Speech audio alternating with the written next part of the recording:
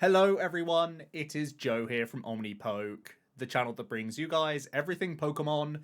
If you're looking for PTCGO codes, including the stuff from Fusion Strike, make sure you go ahead and check out the Potown store. You can get a 5% discount on your order using that code Omnipoke. For today's video, we are going to be exploring the Gym Leader Challenge format, an excellent, fun format in the TCG, brought to us by Andrew Mahone of Tricky Gym, of course. And yeah, I am someone who loves custom and fun formats. I love cube format. I've played in a number of Dragon Gym challenges, actually, which have also been monotype. So I've got a good bit of experience in this field, and I really love exploring new metagames. So it's something that I've been putting a lot of time into recently, as there have been a couple 1K events run by Full Grip Games. So yeah, it's a format that's still quite young and is constantly developing as new sets come out as well, which I think is interesting. So ticks a lot of boxes. Let's jump straight into it with what Gym Leader Challenge format actually is, and that is to say that it is a singleton, so one copy maximum of each card, monotype, so you can only play one color of Pokemon in your deck, be it fire, water, grass. Your entire line has to follow that suit. It's from black and white on, so it's expanded, and you cannot play any ace spec cards in your deck. Also, you cannot play any rulebox Pokemon. That means you can't use Prism Star cards. Obviously, any multiple prize Pokemon carry a rulebox as well. Break Evolution, these sorts of cards are not legal for play, so they are essentially just single prize Pokemon that also don't have that rule box, don't get fooled by Prism Stars, etc. So yeah, lots of things have been chopped away from black and white on, so that we can have this really interesting one prize format developing, really, which is really fun to play, to be honest. And there has been an updated ban list just recently, and it is a 2-card ban list, so not too difficult to track. And those 2 cards are on screen. Lysander's trump card, as well as Oranguru.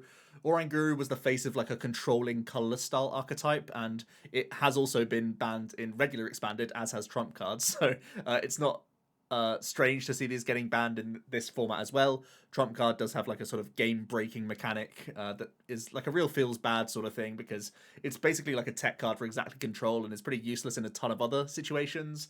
And then Oranguru is like making control fairly oppressive, because it just has such a great attack and resource management, especially in this format where you can make Oranguru actually like quite difficult to KO, at least for low energy like requirements on a lot of Pokemon. So just really, really strong card that has been removed as well. Ancient traits have also been like released, I guess you could say. They were previously banned, but ancient trait Pokemon are now legal. So that means that Bunnelby actually comes in as like a pseudo replacement for Oranguru anyway. I think that may have been part of the reason for ancient traits sort of being opened up, because colorless control is still a valid archetype in this format. But also there are a few other interesting ancient trait Pokemon which could be changing the meta up a little bit as well. So yeah, these are sort of the Fusion Strike updates, I guess you could say. If you want to learn more about the Gym Leader Challenge, there is a website for it, gymleaderchallenge.com. It gives you how to play, and then also a ton of updates of videos that Andrew has put out himself of this format. So obviously, I imagine you guys are fairly familiar with the format in general if you have come over from Tricky Jim's channel, or if you do just watch some of his content. Yeah, it's obviously come from him, so directly from his channel and from his brain where this format has come from. So yeah, I'm sure you guys are aware of his stuff, and you can go ahead and also check out his Discord as well. There's good conversation going on and updated deck lists for this format specifically in his Discord. So I'm going to put the links in the description below as well. So let's talk about what really goes into these Gym Leader Challenge format decks. Obviously, because we can only play one copy of certain cards, we're going to have quite a variety of cards in our deck, and we're going to have to try and find lots of different cards that serve similar functions to sort of offset the issue of us not being able to play play sets of cards. Now a playset is one copy, so everything is essentially an ace spec, which in general is going to be interesting just for variance in terms of how good your opening hands are and that sort of thing, and your resources are much tighter, really, I would say, a lot of the time than you would see in regular standard play. But it means that there are still some higher tier options that will feature in multiple decks, no matter what type you're playing, really. There will be obviously exceptions to this rule, and it's not like you have to play all of the cards on screen right now, but the majority of them will have a good amount of crossover here. And just things to bear in mind in general when you are playing a one prize format. Things like recovery just really aren't used too much in these 2 and 3 prize metas that we've seen in standard. They are far, far better, and I would actually say like integral to one prize formats, especially because you are very often playing just one copy of your evolution lines, and even your basic attacking Pokemon, you'll have to reload these in a lot of situations to get your optimal attackers down. Your engines can get targeted by the opponent by gusting them up and knocking them out. So having some great reload for these Pokemon is going to be really vital to your strategy, because otherwise your opponent can piece them apart and then you're left with not much going on board. So this reload is going to be a really big deal. Gusting is obviously still huge as well. One other note on the singleton rule, cards like Professor Sycamore, Professor Juniper, and Professor's Research, those cards all have the exact same text on them, so you can only play one copy of any of those cards. So you can't play one of each of the different professors. You can only choose your favorite one. Similar for Lysander and Boss's Orders. Although they don't share the same card name, their card text is identical, so you can only choose one of them. But you can play Guzma and Lysander or Boss, so you can basically have 2 supported gusting effects in most decks, which is really, really strong, and these are obviously going to be important. Like I said, they can target down engines or Pokemon that you've previously attacked into, all sorts of different things here. Gusting is still very good in this format for sure. Also, some pivoting cards are always vital.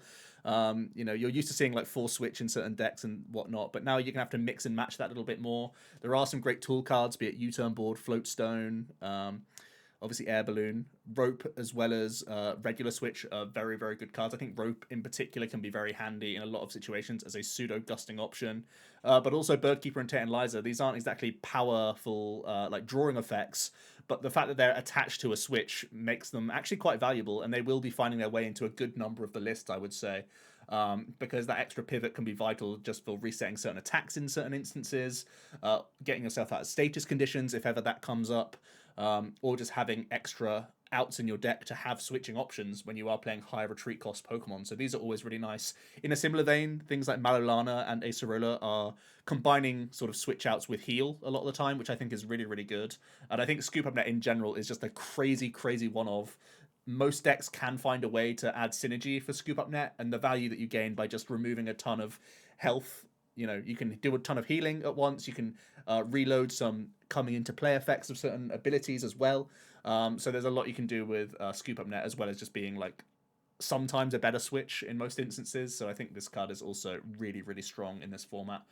Tower Map and Gladion, these aren't cards that you really associate with being powerful. But again, because we're in a singleton format, and a lot of the time you will have integral pieces to your strategy, and these pieces will be, 1/1/1 or 1/1 lines, you're going to want to have things like Tower Map and Gladion in a lot of these decks so that you can cherry pick them as quickly as possible. Even Peonia could be considered as well, although these are sort of more guaranteed, the Map and the Gladion. The Peonia is kind of like instant access. So yeah, these cards are much, much better in this format actually, because you will have some really integral pieces as you start looking through the types and the deck lists that I'll be looking at in a moment. Well, the archetypes in general, a lot of the Pokemon lines will have like sort of linchpins that stitch it all together, be it from having great draw support or giving you some energy acceleration, these sorts of things. So having access to these as quickly as possible via your prizes is going to be a really big deal. Ball Search, obviously we have a ton of different options. There's even more than these. There's obviously like Timer Ball. There's Ball Guy, which is actually quite a good supporter in this format. There's Nest Ball as well. So there's a lot of different Ball Search cards, and of course there's a ton of type-specific search cards as well. Think about things like Fog Crystal, Net Ball, those sorts of cards, Dive Ball. Heavy Ball, even those sorts of cards can be really useful as well. So having a good mixture of Ball Search is still really important. Again, I'll stress the fact that this Ball Search is even stronger in this format because you play just one copy of the cards you're trying to find. So you want the search cards even more badly than you would if you were playing maximum copies of these sorts of things. Bridget style effects, we have a ton of these in the format. Obviously, Bridget is directly putting them onto bench.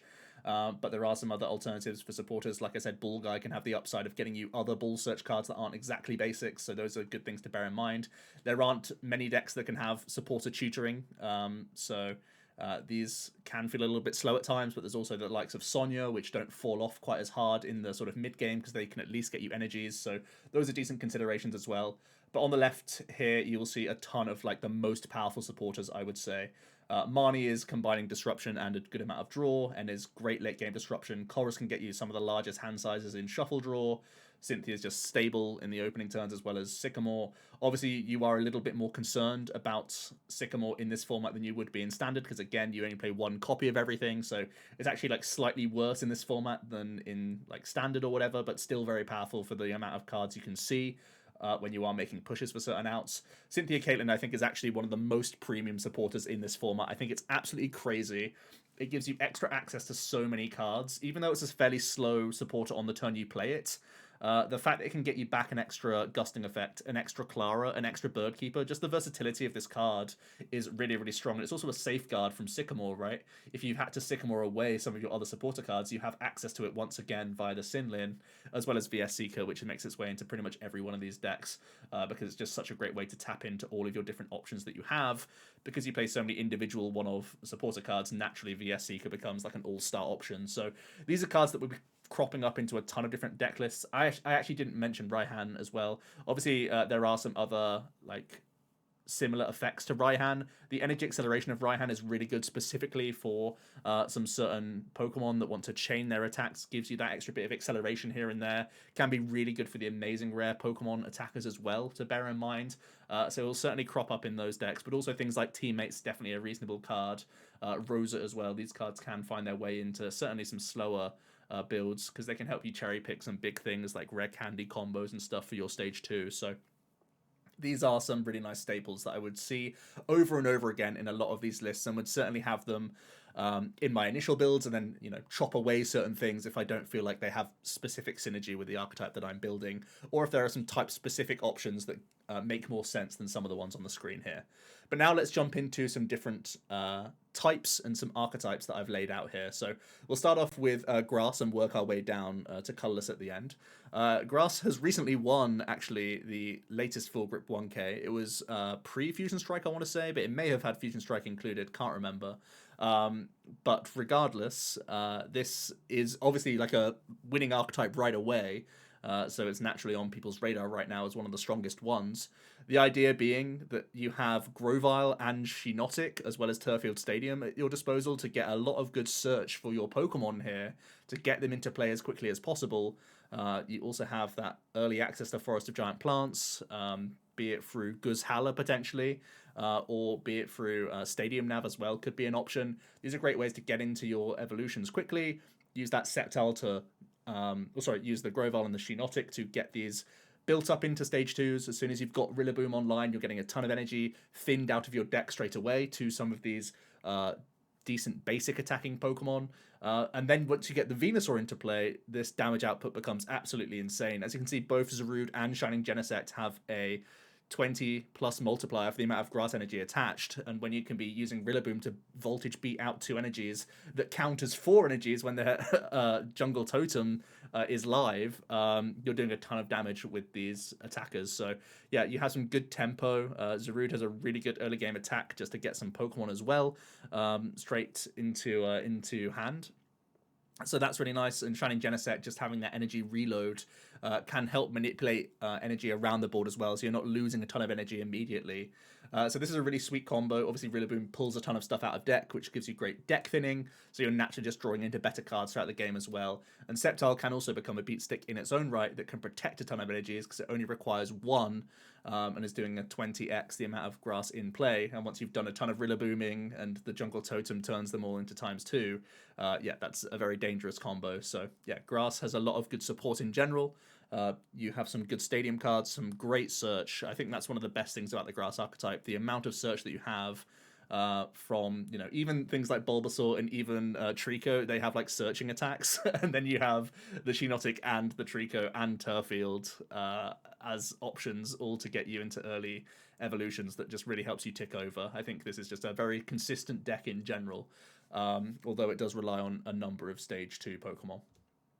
There's also a kind of lower to the ground approach. Of course, you don't have to go into the Venusaur Rillaboom line. You could try and stay lower to the ground and have Cherim Eldegoss at your disposal to get your energy acceleration that way. Still looking towards some basic Pokemon and actually leaning more into the basic routes here, where Genesect and Zarude are probably doing less damage output than they would be with the Jungle Totem live. They are still doing good chunks, but what you're trying to do here is actually beef up your basics even more with the help of Aether Paradise Conservation Area, which is a reduction of 30 damage, which is actually really huge for keeping your basics out of range. It actually makes them basically the bulk of stage 2s, which is crazy, especially when you're throwing on capes and fury belts to these guys. They get very, very tanky. You can enhance that even further with a Leavanny, which is minus 40, which is, again, absolutely crazy. So, yeah, you can be having a total of a 70 damage reduction with Aether Paradise. You can try and reload this with the likes of Lusamine potentially as well to try and get an extra use of the Aether Paradise. So, yeah, some really good stuff you can be doing with this Stadium Leavanny combo, and you make your basics just really difficult to get through, essentially, which is just really, really nice. And then there's also potential healing options with Sceptile and Shaman. The reason I, again, mentioned this Sceptile rather than the one you saw on the previous slide is that naturally you want Grovyle in your deck because it's just good tutoring for you in general. A lot of the time, the evolving Pokemon will be super important, almost as important as the stage 2, and in this case, you will stick around as a Grovyle for a long time, but then the Sceptile could come in as some extra acceleration and healing in the sort of mid to late game alongside that Shaman as well for even more healing. So yeah, very annoying, awkward, beefy, basic Pokemon. All seem very good here, and some of these actually have decent tempo, like early game poking attacks. Like Wrapped in Wind is really scary from Virizion. Pheromos having natural free retreat is always nice that you can cash in on, and it can do huge damage output late game as well. So yeah, I think there's a lot going on with grass in general, and having both Cherim, Rillaboom, and Venusaur like all at your disposal is a lot of acceleration for this archetype, and that's normally a really good thing to have. With some other options, there's actually a ton of interesting stuff in the grass line. Not every single one of my types will have an other options slide, but grass has just got so many options that I wanted to make more. And these are ones that haven't necessarily made it into all of my lists, but are still really interesting. Ancient traits I haven't played enough around with yet in this format, but I do think the Delta Plus is so good as an ancient trait that having especially Windshard as a sniping attack from Dustox might just be good enough to put it into your deck because it can take additional prize cards. Flat for 20 is super unimpressive, but when you have scaling damage from Genesect and from Zarude, you can deal enough damage to be just out of range and then use Flap, maybe even with something like a Muscle Band, to finish things off, which I think is pretty powerful. Shiftry is insane draw power. A discard to draw 3 is great, but you are discarding grass energies, and you can't really end up putting more than like 12 cards in your deck that are grass a lot of the time, and you don't have great grass energy recovery. But Deranged Dance is also very good damage output, so the stats on Shiftry are like genuinely very good.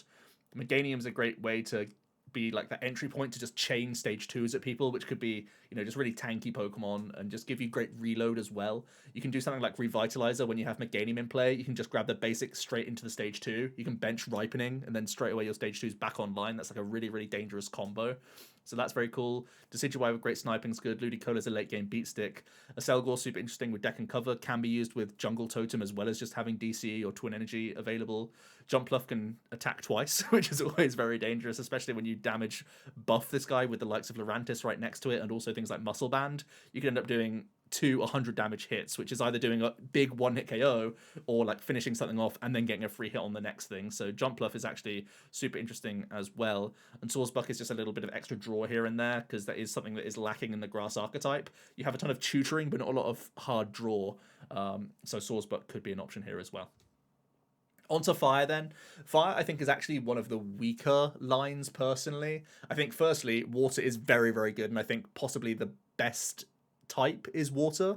It's kind of a bold thing to say that, but that is my personal opinion right now, so that's already holding Fire back, just the fact that you'll have like bad matchups, I guess, when you are playing this in tournaments. But also I think Fire just isn't quite there. Some of the basics that you have just aren't ideal. coming up against a lot of these other basic Pokemon. So this is trying to be an all basic deck, and I think the selling point actually is this Heatmore from the latest set where you have the 90 and 180 damage snipe. The problem is that it's 6 energy. That's a lot of energy to commit. But you do have Flare Starter, and you do have that Inferno Fandango with some great energy tutoring from Hearth and Flint and that sort of thing. So if you can just try and be streamlined and just have Delphox and Emboar as some of your only like evolution Pokemon, have a ton of fire energy, a good amount of basic Pokemon, and just try and rein these into play. And if you just have good reload for that Heatmore, you could do some crazy things. Like a 180 damage snipe in this format is nutty, and you are dealing with other people's engine Pokemon, even their stage 2s, you know, like even Rillaboom's not surviving this on the bench, you know, all these sorts of things. Obviously, I only mentioned Rillaboom because it's one of the only Pokemon you've seen so far, but there's a ton of other ones, you know, like Hydreigon's another big stage 2. There's like Inteleon for water. There's a ton of like big stage 2s that you could just easily wipe off the board whilst also putting meaningful damage into the active Pokemon. So Heatmore's like the big payoff here. Getting him to work is not super consistent, so that's kind of the biggest issue. But in his own right, he can be early pressure. Like even a 3 for 90 isn't that bad if you're doing it in the early game, and Flame Cloak can actually help you get there as well. So yeah, I think Fire does have a good amount of draw support at least. So that's reasonable. But you are trying to be big basics, and I think there are some other sort of big basic decks out there that serve this role that little bit better. Like straight away comparing this to Cherim and Grass Energy and all the defensive stuff they have, that's like a much bigger selling point to me than having Heatmore that can sometimes go haywire with 6 energy, but it only happens like once or twice, maybe at most in a game. So those are things to bear in mind. And there are archetypes that have bench protection, and bench protection is pretty premium, I think, in this format. Because it covers you against a ton of different archetypes, and Heatmore's obviously one of them. But there's other great sniping archetypes like Raikou Amazing Rare, Kyogre Amazing Rare. So bench protection is actually premium. So Heatmore's not always going to be a selling point in some matchups either. Another sort of lower to the ground option, or I guess not necessarily lower to the ground. This is actually like less big basic, but more sort of trying to be self-sufficient attackers, I guess you could say, where you're not relying on entirely having an Emboar in play this entire time. You're going to rely on a few other things to be your acceleration. Again, early Flare Starter, always a good option. But you have Welder, you have Blacksmith, you have, you know, Versus Seeker, Power Pad, these sorts of things to try and reload them. You have Trainer's Mail and Gear if you really want to, and some other stuff. And of course, you have Smoothover in the fire line, and you can combine this with Scorched Earth. You can combine it with Roast Reveal. You have great ways to actually access and reload these supporters quite frequently. So trying to lean into some of the more aggressive stage 2s rather than having Delphox for draw and Inferno Fandango, you're actually going to be attacking with your stage 2s that little bit more often. And I think Cinderace is a great example here. Self-accelerates, and you have that 190 damage threshold, which is really, really good. Charizard as well, even though you can only play one Leon, you can do 150 or play the Leon and do 180 that turn with Royal Blaze, and then 150 from then on, and you gain the benefit of Battle Sense as well, just to help you draw in panic situations. And Arcanine as well, both the options for 120 plus acceleration or 190 for a big KO can also be good. So I think this is one that I also kind of like. It's less all in than the Heatmore. I think you could try and force a Heatmore in here as well, but when you don't have Fandango, it's very difficult to actually pull off. But yeah, there's a good amount of fire support here. I do like the Magcargo combo with a few of these cards in here as well, so there's a good amount to fire. I just think it's a little bit too fair, personally, especially when you're spending your supporter on the likes of Blacksmith and Welder to accelerate these guys, rather than having, you know, big power spikes from other supporter cards like Colorless and getting a huge hand and really getting rolling. So these are things that put fire a little bit on the back burner for me personally. But a big selling point is actually Nine Temptations as having one of the best ability gusts in the format. So you're not reliant on Guzma and you're not reliant on Lysander, which is a small upside. So you can at least be playing draw supporters this entire time. On some other fire options, Ninetales is actually a blessed Pokemon. It's got a ton of interesting abilities. Ninetales could be interesting for locking in stadiums if you really want to, like locking in a Giant Hearth, or locking in even just the what's it called?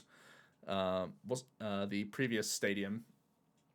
I'm gonna have to look back because I've forgotten it's Scorched Earth. That's annoying. Just locking those in and keeping other opponents' stadiums out is actually super important. There are a good amount of archetypes that are really reliant on their stadium card, So denying that is actually pretty disruptive to some people. And if you don't want to have Nine Temptations, you could just have Bright Look as another ability form of Gust, and then you could also have things like Scoop Up Net naturally going into your deck, and you can make the most out of that Ninetales maybe 1 or 2 times, which could be pretty cool. There's more acceleration in the form of Blaziken, but I think it's a little bit slow. Blacephalon is deceptively quite bad in this format. It could be used just for big one-hit KOs in certain instances, but isn't something you can chain necessarily all that easily. Of course, you only have one copy of Fire Crystal and like one superior energy retrieval, those sorts of things. So it's not quite ideal, but it could be used just for a big burst of damage. There are some good special energies, but I think a lot of the time, both of the archetypes that I showed want to use basic energy, obviously, so you can't take advantage of those too much. And there are a couple other options of like aggressive basic Pokemon, the likes of a couple Heatrans actually are pretty interesting. So those are also things that could easily work their way in. Onto Water then, and for me, Water is one of my favorite types to play for sure. I think it probably has the highest power level, but there are some sort of like awkward matchups, and I think Spread is probably the most dangerous way to play Water. But it can be countered, right? Because there are some archetypes that can have the likes of Machoke, the likes of Mew, the likes of Bronzong, the likes of Mr. Mime, even. There's a fairy Mr. Mime. So there's a lot of things that can block the core strategy of this deck. But naturally, I think this is at the highest power level, and you don't necessarily instantly lose those matchups either, because of course you can gust up those bench protection Pokemon and try and knock them out. Or in this instance, you have Quick Shooting, you have Water Shuriken, you can try and just ping down those options as well. So it's not like you lose to those tech cards, but that is gonna be a small hindrance for you. But I think naturally the damage you can churn out with this deck is just absolutely crazy. I think you have great early game search with the likes of Brooklet into Beacon. Like anytime you can get a basic ball search into Beacon, you're just really happy with that, because then you're going to get rolling. You've got Shady Dealings from Drizzile, although you're probably going to go into Quick Shooting afterwards. You could go for the other Inteleon if you really wanted to. Greninja can add Water Shuriken, which I think is really strong. Frostmoth is obviously some acceleration for you to make some of these higher energy attack costs on the basics look a lot easier to perform. The Shining Volk, the Kyurem, even this Articuno, which can take additional prizes once you've set things up damage-wise, is absolutely crazy. But the real story here is that you're trying to make Amazing Rare Kyogre work with that Amazing Surge doing 80 to each of your opponent's Pokemon, which is absolutely nutty. You have Energy Grace, which could be used like aggressively to try and get this rolling. Or you could use it as a reload of a Kyogre once something's been knocked out. So your mission is going to be using things like Professor's Letter, using things like Viridian to try and access these awkward energy cards. Obviously, there's the option to play counter energy as well. And yeah, I think there's even there's Prism Energy, and there's also a Unit Energy which takes Water, Lightning, and metal as well, so that's excellent for you. You actually do have good options to get this Kyogre working. It sounds like clownery, but it's actually like pretty reasonable, especially when you have the tutoring of Shady Dealings and stuff like that to actually get these things rolling. So I love the draw support that you have available. I love the acceleration from these two guys, and I just think the power level is so high. Like the 80 spread around the board, if you're against a deck that doesn't have bench protection, is just absolutely wildly broken, especially when you have the manipulation of Greninja and Inteleon in that sort of mid-game to clear things up. You have Articuno, which can capitalize on things that you've heavily damaged, then you can take additional prizes as well. You have Starmie, which is also a great clear-up option from the new set. You can just Ice Dance a ton to Starmie. Like you can use a Nessa, Ice Dance a bunch, and then just suddenly multi-shot is finishing everything. So really, really good stuff. You even have Frostlock as well from Cryogonal against controlling matchups. There are a couple control-style archetypes in this format, so you can just sit frozen locking people, or even just do this as a stall tactic while you build up your stage 2s in the back, which is a very valid option, because once you get the stage 2s into play, you're doing a ton more damage. So Frozen Lock really, really good against control and just slowing down people in general. So really think the Water Spread deck is very, very solid. There's also an even thicker like Deluge approach that you could go towards. The previous one, Frostmoth is kind of like a late game sort of afterthought where it can help you get that extra Kyogre here and there. It can help you get that Starmie, but it's not necessarily mandatory. You can sit just behind Beacon and stuff for the opening turns and manually attach. Whereas this build is trying to get some really high energy attack costs rolling and doing really good damage output. Again, you have the upside of Beacon. You have even Articuno can be an option to defend and protect things like Snom in the opening turns, so they can't be gusted and KO'd. Also, your Squirtle, those sorts of things can be protected quite nicely, and then you're going to try and work into some of these high energy attack costing Pokemon Werelord obviously has 200 hit points on stage 1, which is just absolutely bonkers. And then you have the likes of Kingdra, the likes of Swampert. Black Kyurem can do a huge 200 damage as well when you have Stadium. So yeah, there's a ton of good damage output that you can reach once you start dancing a ton to these chunky Pokemon. So yeah, really interesting stuff here. More linear in its approach, and you're trying to catch up in a race by having like really thick Werelords basically doing a chunk and then reloading them with the likes of Nessa, the likes of Clara, and just getting them back into play with a big dance, those sorts of things. So yeah, and I like the fact that you have some redundancy with Ice Dance and Deluge. It feels weird to have both in a deck at once, but it helps you out with prizing and even gusting, that sort of thing. You can put down both and represent Ice Dance or Deluge coming down the following turn, and your opponent can't really stop that. So that's why it's nice sometimes to have the same effect on multiple different Pokemon, because it means you can really lean into one strategy and make sure that it comes off in most games. So yeah, pretty aggressive, again, pretty chunky Pokemon to get through. So also very, very strong here. Some more water Pokemon, again, because water is already such like a good archetype that some of these great cards that would make it into other types aren't making it here. Quagsire, great for moving energy, but you have such great acceleration anyway, it's not necessarily mandatory. Octillery, surprisingly, actually has a ton of targets in this format, because there's the new, there's Remoraid that can, well, I guess you're not going to be rapid strike searching Remoraid, but you can use Sobble to keep calling out Remoraid, which is really nice. You have a new Starmie and a Staryu. You have a new Cloyster and a new whatchamacallit. Man, I'm really blanking on names today. Shelder. And then, of course, you have the Inteleon and the Sobble that you could grab.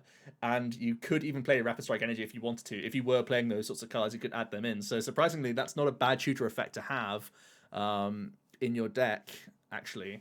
So that's an interesting one. And you can even play one of these scrolls, Scroller Swirls, to do spread, which also helps in the water archetype. So Artillery is actually an interesting one, even though you'd think Abyssal Hand is like a go-to. This is actually okay. Empoleon's interesting because you can recall Bubble Hole, I think it's called, that can stop basics attacking you. And there are a ton of archetypes that do want to just attack with basics a lot of the time. So Empoleon could be really good for that. And there's the other attack you can use from the Primplup is also doing 100 sniping. So this is a really dangerous, efficient card. Ludicolo is just good draw, good damage output. Ice-Cube, more spread option. Manaphy, good early game consistency. Barrascooter as well, more spread option. This is like a targeted spread though, which I think is just worse in general from the value you can get from other spread attackers. And then there's some sort of less premium water support that I'd also throw in here. Not necessarily thinking about playing any of these, but Lana could be good for like a mirror match situation where you can just heal a bunch from a lot of your Pokemon. You can combine Lana with Roughtseize actually and do like a 80 heal, so like you get a free turn back against a full Kyogre swing, which is pretty crazy actually. Switch Raft is a straight upgrade to Switch because your entire deck will be water Pokemon, which is funny as well. And yeah, some interesting stuff there in general. On to Lightning then. Lightning, it's pretty much given to you on a platter that you want to be playing an aggressive double Dynamotor style deck. The fact that you get to have two Electrics essentially, because these read identically, these two cards, just means that, comparing it to Metal Links, comparing it to Malamar, you have twice the ability to get these into play, so you can be doubling down and getting some higher energy attack costs rolling that whole lot easier. And it means if these are getting gusted up, you can at least have the other one in play. You can play Rescue Carrier to get the one back that got KO'd, that sort of thing. So this is a really nice option to have for some aggressive basic Pokemon again.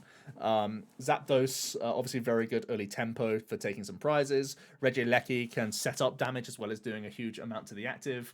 Electros is like technically a basic as long as you have enough energy in play. You can just swoop him into play. 150 hit points with that hover over is a good amount of damage. And just like the Kyogre, these energy attack costs look like memes, but when you have Viridian, Letter, Raihan, these sorts of cards, counter energy, Raikou can actually get online very, very nicely. So I think this is certainly a good card. 120, 120, great damage break points in a ton of situations. So these are very good. Just like with the grass stuff, you can play Aether Conservation if you really want to as well to make these even more bulky. So I think that's pretty interesting. Guz Hallett is actually really, really good in this deck as well because you have Stormy Mountains. So you can do some plays to get early Zapdos out by going Guz Hallett for Mountains, Speed, Lightning, and like Air Balloon or Floatstone or U-Turn Board or whatever. And then you can search out the Zapdos, attach Speed, Lightning, draw a couple cards, as well as get the switch out into your active. And Zapdos is, again, really good tempo to just initiate a prize race and deal with some like lower evolving Pokemon to hurt engines. So the tempo of Lightning is really good. You have good late game with Zeb Striker, so you're not going to get disrupted by the likes of N very easily, and it can help you make pushes on certain turns when need be. Lantern's just a decent card that is like self-accelerating as well. It will basically never be targeted because people will be going for Dynamo to the entire time instead. So Lantern just sort of sits there getting a ton of inherent EXP share value essentially, which is really nice. So yeah, Lightning, a pretty nice type as well. I think very aggressive with a good amount of spread, but it's more like targeted spread rather than like completely leaning into the option. So you're not just going to lose to decks that have the counters essentially. So I think that's very cool in general. And then there is also a control approach you can have with Lightning. Surprisingly, I think most people associate control with Colorless in this format, but Lightning actually has a ton of options. And now that Oranguru has gone from Colorless, there might be some people leaning towards Lantern instead as one of the better options here. Getting 4 items from your discard pile into your deck is actually very, very good value, especially because a lot of the time you will be going for the likes of Reset Stamp, you'll be going for Power Pad, you'll be going for the likes of Ordinary Rod or Rescue Stretcher, those sorts of cards. Item cards can usually convert into any card you want to, so that's usually very good value.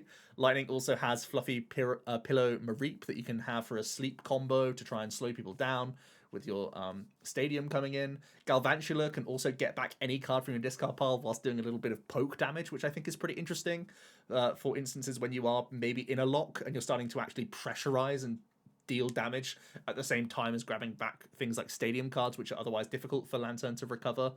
So those are pretty interesting. You have Dual Brains open to you, which I think is really cool as well. So you can be doing some salvaging into Pal Pad, then like Pal Pad sprinting, Dual Brainsing like double supporter, and you can do a ton of good stuff there. It means you can cut out the surge from your combo.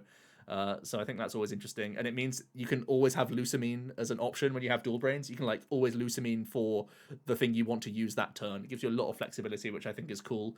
There's even options to use and spam things like Evo Shock, which I think is really interesting when you're salvaging things like Scoop Up Net. You can be Evo Shocking between turns. Obviously, you can only have one Pikachu into play at a time, but you can weave these in. Like when you're weaving in Fluffy Pillow and Evo Shock, people are going to get trapped quite often because I think most decks will be playing like one Bird Keeper, like one Versus Seeker, sometimes Tantalizer, but sometimes not, and then like 1 to 2 Switch and Ropes like max like combined. So a lot of the time you're getting a lot of value out of these status conditions to slow people down. So yeah, I think this is actually an awkward archetype to deal with, and I think now that Oranguru's gone, there's real reason to look at Lightning as one of the better controlling archetypes in the game. Some more options then. There's obviously a Rain Dance option in Magnezone, which I think is cool. Zeraora could be a good blow-up option, and Electrode could be potential more acceleration. And if you're concerned about other controlling decks, you could add in Luxio actually for that disconnect. This can really slow down control and buy you a lot of time to build up your board if you really want to. And at the same time, Luxray has Raid, which is at least a one-time use, like good amount of damage that you can put into play just for one attachment. And you have Headbolt from then on, which isn't bad damage output as well, fairly efficient. So Luxray could make its way into some of these Lightning decks as well, especially if you are thinking control is going to be prevalent. Onto Psychic, my other favorite archetype actually in the format.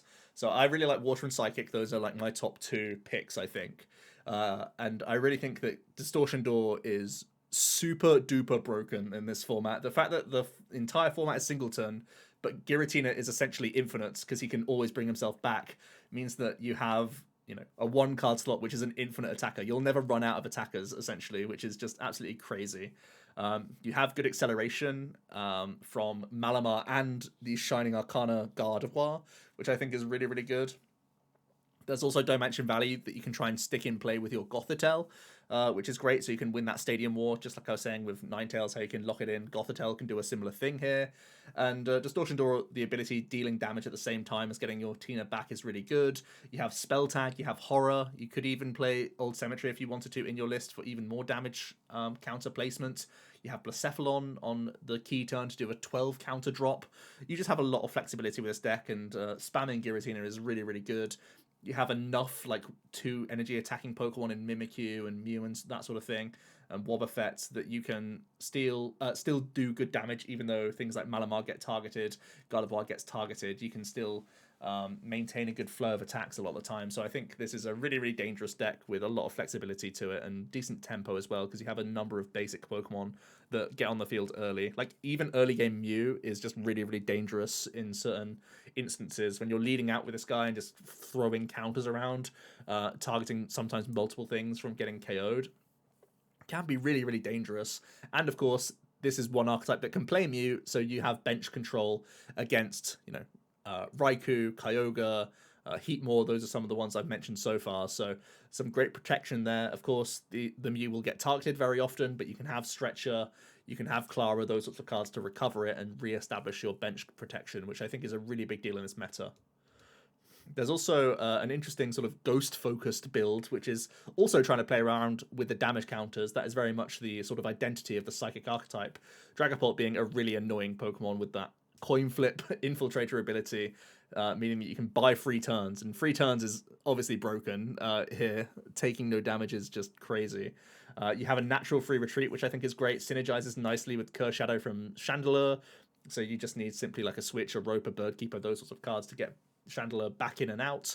Whenever you are suffering KOs, you can go straight into Chandelure, get some Curse Shadow value, and place even more counters around the board. I think is crazy. Dusknoir can force Pokemon into play, which synergizes so well with Phantom Force as well. You can put 3 counters on like any basic, and then Phantom Force get that KO. So, and Dusknoir obviously has that Duskull that can search out the evolution pieces for you. So that makes it really easy to evolve up into the stage 2 specifically. So that's excellent. You can still have that undercurrent of Giratina, Blacephalon for the power spike turns. You can have Malamar for a little bit of acceleration. You have that Mew in there as well for protection. So I think Psychic just has like a ton of good support. And somewhere between the two lists that I just talked about, or the concepts I talked about, like, I wouldn't be surprised to see Dragapult or Chandelure, for example, go into the list I mentioned previously, but it's really just talking about directions that you can go around. I'm not saying that these are mutually exclusive. They can certainly slot in and out, but yeah, a ton of great counter placement that you have in Psychic gives you a lot of control over your opponent's board. There's also a ton of other interesting Psychic stuff. There's just a ton of great abilities in Psychic in general. Gardevoir, I know I mentioned Shining Arcana. Shining Arcana is really good draw power, but not necessarily guaranteed energy attachments, whereas this Gardevoir is guaranteed energy, doubling up your Psychic just like Jungle Totem. The reason I prefer Arcana is that it's a better attacker in general and has higher hit points, whereas this is a much lower threshold, can get knocked out by like Raikou and stuff like that. So really is a bit less tanky and scares me that little bit more. I prefer the draw from Arcana. Moshana can also be good draw power, and Munna actually has a sleep effect as well for some early game protection if you're having a slow start. So Moshana is also decent draw power for you.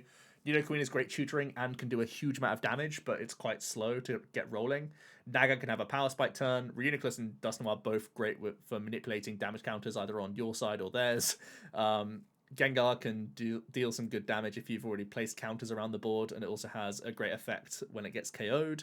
Articuno for more spread potential, and it's self-accelerating. Cress can be a really good early game accelerator to get you just rolling with some big basics stuff going on. Let Loose, obviously a banned card and expanded, super good for disruption if you trust your own deck enough. Mewtwo can be good for reloading some things, just like an extra VS Seeker is always nice. I've not played around with anything Garb, but you could go for like a big basics Garb approach where you just, try and do early Crescent Glow and build up a Garb in the back and just hope that you can beat stick people with Psychic Pokemon. Haven't seen it all that often, but it is an option. So yeah, just something to bear in mind. I think for the most part, you would prefer to just get better setup on your end, especially because Psychic has such great options available to it. But yeah, Garbotoxin is an interesting one because a lot of people play one Field Blower and that's it. Obviously, they can only play one copy. Some lists play 0, so sometimes Garb is just like in play until it gets Guzma'd. So yeah, that can be really nice as well. On to fighting then. Hit and Run is, I think, my favorite way to play fighting. I think the finish combo is really, really scary with the fighting guys. You really need to commit heavily to your search, but if you do that, you can go Hit and Run, special combo, finish combo, and you're getting similar value to a Kyogre, really, where you're doing the 60 around the board, which is very nice. The thing about Kyogre is obviously it's a lot bulkier, and it can chain itself a lot easier, whereas if you wanted to use Hitmontop a second time, you'd have to go back to the Hitmonchan, Hitmonlee, Hitmontop. So normally this is setting up damage for other Pokemon later on, or that you've already hit with like special combo and early hit and runs, that sort of thing. But I still think this is very disruptive and powerful. The spread itself is very, very good. You can give yourself bench protection from Machoke. You can give yourself energy denial protection as well, which I think is a big deal against some of the controlling builds. Domfan, just in general, as well as Hitmonchan, being options when you have things like Strong Energy and Muscle Band that you can put on these guys pretty aggressively early on. They provide good tempo. You can go into Doll and Robo Sub. So a couple ways that you can buy yourself free turns in certain instances, as well as Focus Sash as well on these guys, making them more annoying to deal with for basically everything that isn't like Water and Psychic. So those are really good. And you have late game Ultra Beast as well. Stack Attacker turning itself into 200 hit points and potentially having like Beast Dite available to it, or even just putting the Strong Energy on it does really good damage output. Buzzwole for a Power Spike turn that's very efficient, but also could be Beast Ringed onto if you wanted to have Swing Around as an option as well. So yeah, some good Power Spikes, a lot of basics going on here. And you have a ton of space for trainer cards, and I think that's one of the things I like the most about this like mostly basic fighting deck as well. But there is an evolution base build as well. Precog Aura is actually one of the strongest effects, just like in general, just tutor for any card you want in a deck, you know, in a format where everything is just a one-of and not everything is necessarily easy to find. Precog Aura is crazy, the caveat being that Garchomp has to be in play, so as good as this guy is, you can't really attack with him too often, but you can use him for a big blow-up turn when you use Cynthia to deal 200 damage, and again, you can have Palpad and VS Seeker both working very well, because obviously you can precog Aura for those cards at the same time. So yeah, that's very, very dangerous for big damage output, but as soon as the Garchomp is dealt with, then the Lucario is kind of useless. But this is a really, really powerful combo if you get them going at the same time. Colossal is great energy acceleration, and I think it really opens the door for some of these bigger basics as well. Zygarde doing really good damage outputs, as well as Terrakion, potentially if you have stadiums. And Stack Attacker again being that late game sort of wall. Just a lot of meat to get through really with these basic Pokemon, which I think is very, very appealing, especially when you have things like Stone Energy going onto these potentially. And again, you can have Machoke for bench protection and Machamp for extra damage output in matchups where you think it's more important to have this. So yeah, kind of like a more setup based fighting deck that's trying to look to go behind that little bit more and catch up with some of your combat cards like Karate Belt and Colossal. Just getting the acceleration going for these big guys I think is really nice. Then having wall breaking potential with Chomp is always something to bear in mind. Some other fighting stuff that I haven't experimented with just enough would be some of these fossil guys. I think Kabutops is the one I like more than Omastar, actually, because supporter cards are way more important than item cards, especially sort of mid to late game. When the Omastar is not going to be all that useful, because a lot of the time people are just playing item cards to be like ball search cards, whereas the Kabutops shutting off supporters will be very detrimental, especially if you combine it with the likes of N. That sort of thing will be really nice, and I like a little bit of extra spread in the fighting deck, especially if you're playing an evolution-based build. You're normally just hitting the face, so finishing things off with Rock Slide is also really nice. And then some more interesting stage 2s in Seismitoad and Flygon are also pretty interesting. Onto Dark then. I am conscious of how long this video is getting, but there's still a lot to get through.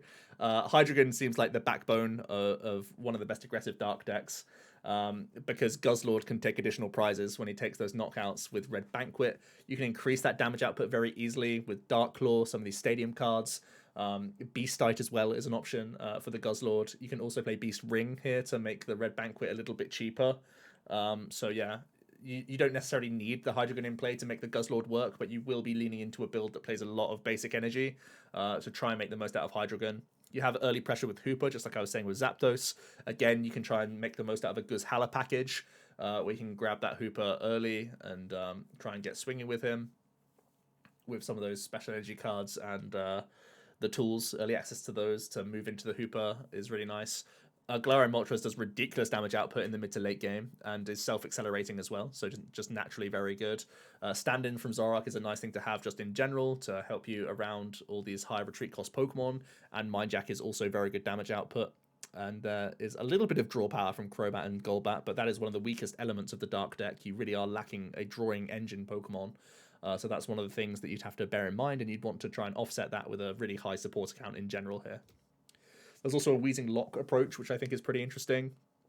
Because we have the Phantom Transformation Zoroark, you can actually effectively always have a Wheezing active, right? Because you can have that neutralizing gas. When it's knocked out, then you could Phantom Transformation into your next Wheezing and sort of use your trainer cards to reload that coughing in the first place, which is always very, very cool. You have inbuilt Ascension as well, so you can shut down a ton of setup-based decks, and a lot of these decks are energy acceleration focused. We have, Lightning, Water, Psychic. A lot of these are really, really hungry for energies.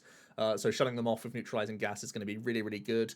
You can actually really increase this poison damage output as well, surprisingly so, with the help of Toxicroak, with the help of Verbank as well. So you can do a good amount with your severe poison between turns on Pokemon checkup. So that's actually more dangerous than it looks, especially with the help of things like Zigzagoon and Obstagoon to manipulate the damage so that things get knocked out coming back into your turn. That can be really, really insane. And you can also have other things like Weavile, again, punishing abilities coming into play. Thievul could be a really annoying hand disruption option. Cards like Mandibuzz and Sableye, just a little bit more efficient, really, than some of the ones you saw on the previous slide, which are really super energy hungry. So I think the Weezing package could be really interesting here, especially with some disruptive like item cards that you can reload quite nicely with Junk Hunt, another banned expanded card, which isn't banned in this format. So yeah, take advantage of it while you can. Very, very cool. And again, Obstruct from Obstagoon is actually a really, really huge attack, because how many decks have I already mentioned that want to use predominantly basic attacking Pokemon? Obstagoon can wall them very nicely and provides extra damage output. Onto Metal then. Metal is similar to Grass, where I think the big basics is just a very, very good approach. You have great reduction here, similar to like the Leavanny plus Aether Paradise combo. Now you have some great metal tools in the Frying Pan, the Goggles, and even Metal Core Barrier, as well as Aegislash, which has the Big Shield inbuilt, which I think is just really, really strong. And Zamazenta naturally has a -20 reduction. There's a Melmetal, which can heal itself for 100 by pitching your spare metal Pokemon as well.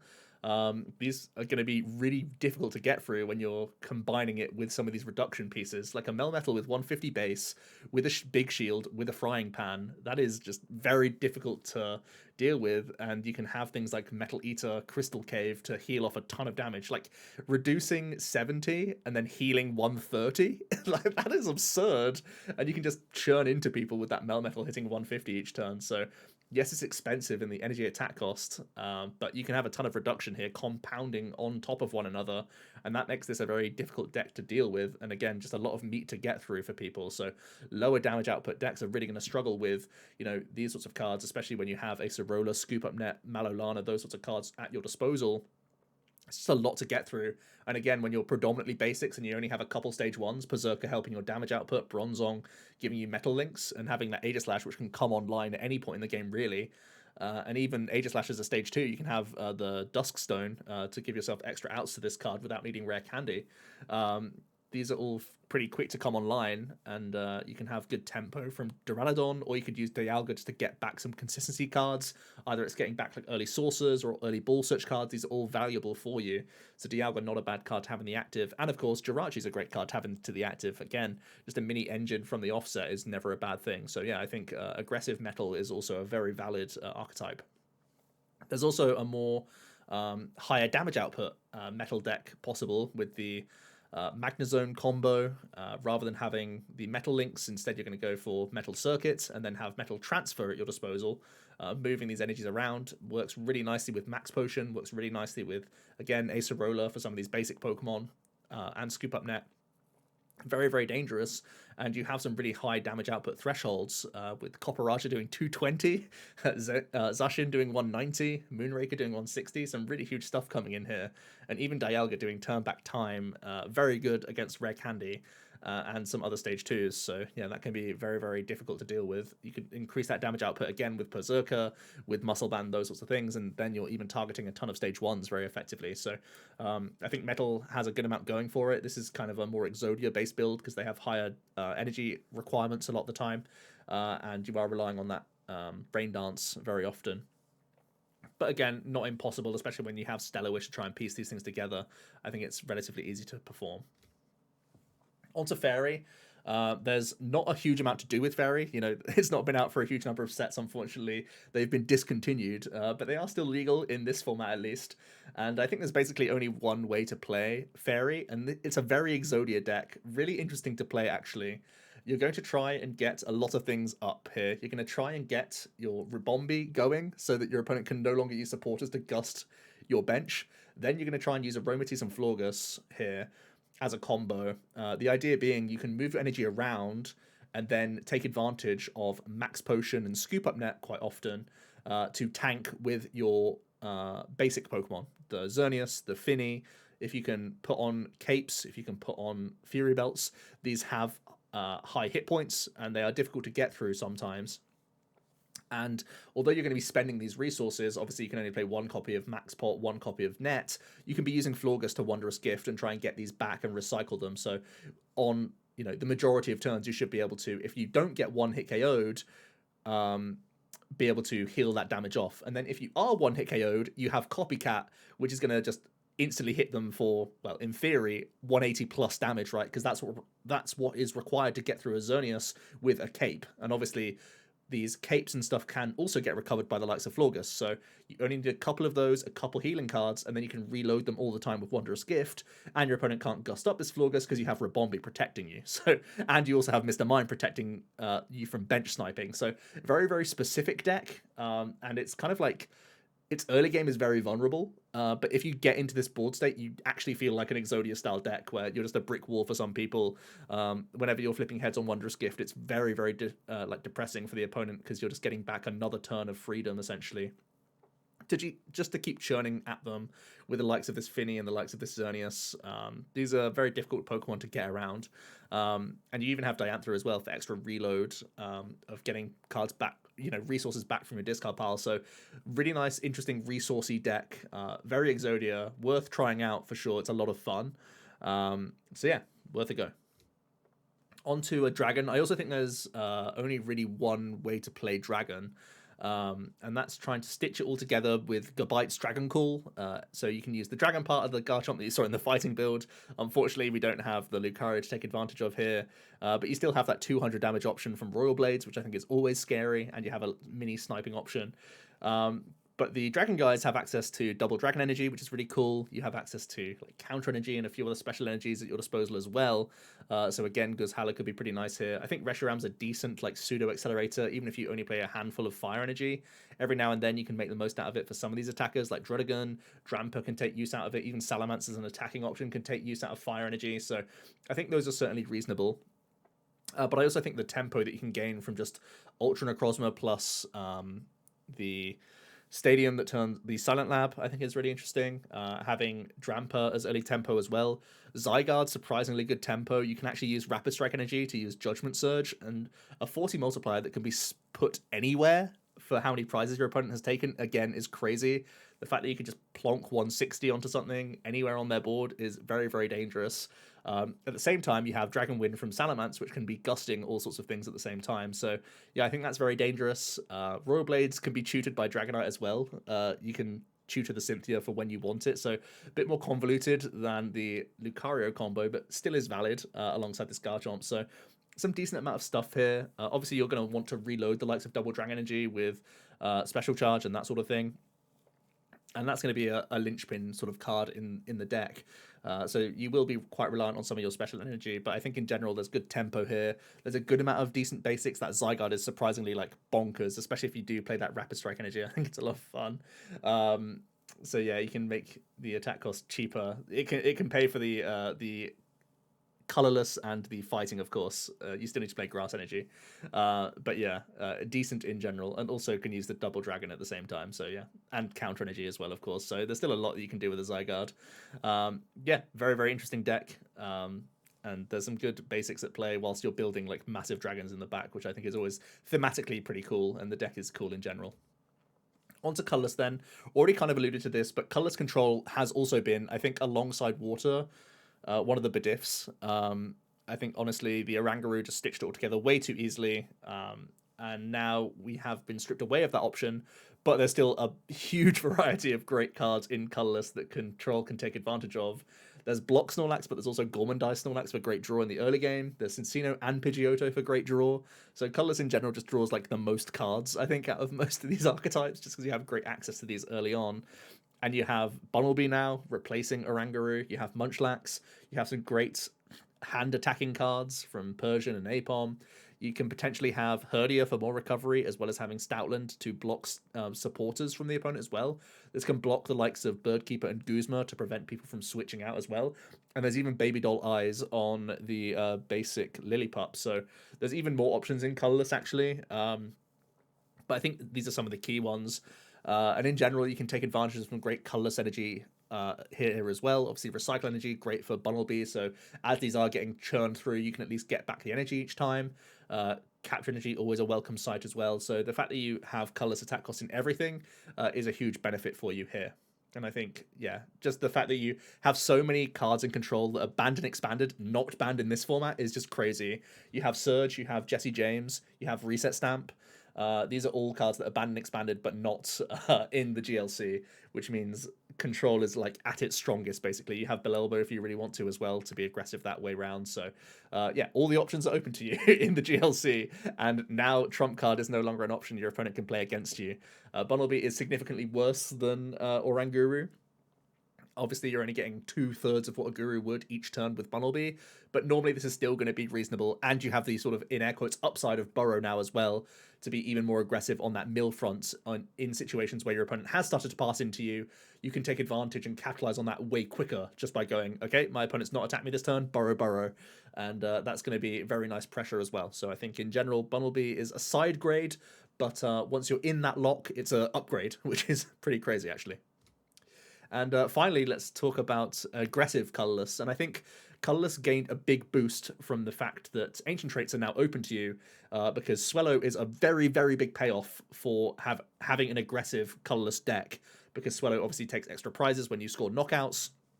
If you can protect this card, put it into situations where you're using it alongside Guzma and Boss's Orders to close a game potentially as well, this can be a great way to make comebacks for you.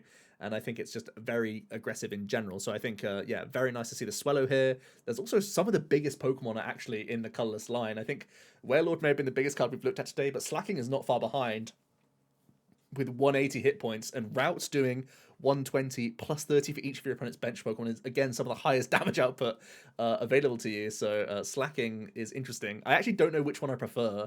Lazy is great for blocking abilities and still does good damage output, but you have to jump in and out of the active with it quite often, whereas the single strike Slacking is just like very, very big, but again, you have to move in and out of the active, but it's just like does more damage output and has more hit points, so it's just raw stats are just crazy, basically. So accommodating Slacking is going to be an interesting thing, I think, for colorless.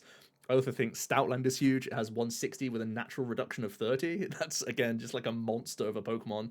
Herdia is already a great card. It can get back early game ball search cards for you in the openings.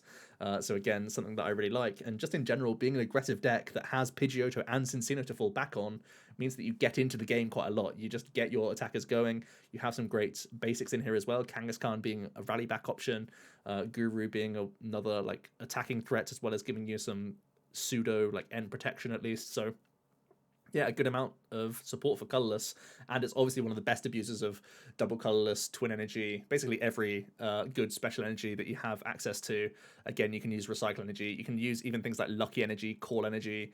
So yeah, there's just a ton you can use here to take advantage of. Also Crazy Code, of course, from Porygon for acceleration as you go. I don't think the deck is necessarily like hungry for Porygon, but it's a great thing to have just in play, to have burst options and surprise the opponent in certain instances. So I also think an aggressive colorless deck could be pretty valid. So, long video, introduction to GLC, a look over of all the different types as well. Let me know if there were any other cards that you would be considering, and if there's any other decks that you have played in these types that I have overlooked. I'd definitely get involved in the conversation down below. Really, really interested in the format. I have played it a little bit, but obviously haven't been to any of these tournaments. I am looking to play in paper for some of these cards as well. So I will be sleeving up some of these GLC decks. Like I said, I'm a big fan of Psychic. I'm a big fan of Water as well. Those are some of the ones where I would lay my hats right now. But also, you know, soft spot for Control here and there. And even things like Lightning are very tempting as well. So yeah, let me know your thoughts down below. What do you think are the strongest decks in this format? And also let me know what flavor you like playing the best. What's your favorite type right now? And what's your favorite archetype within that? So thanks so much for watching. Hopefully this gave you some good insight into the GLC. And yeah, I'll see you in another video soon. Cheers.